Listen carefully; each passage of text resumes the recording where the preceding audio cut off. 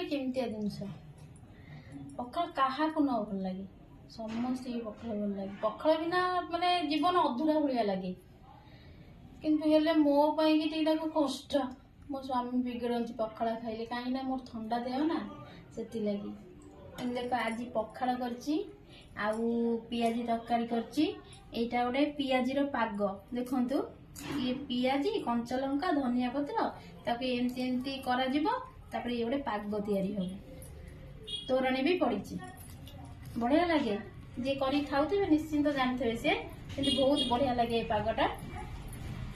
କିନ୍ତୁ ମୁଁ କିନ୍ତୁ ପଖାଳ ଟିକେ ବହୁତ କମ୍ ଖାଏ। କିନ୍ତୁ ଆଜି ବି ଖାଉଛି, ଆଜି ବି ବିଗିଡ଼ା ଶୁଣେଇବି ମୋ ହଜବେଣ୍ଡକୁ।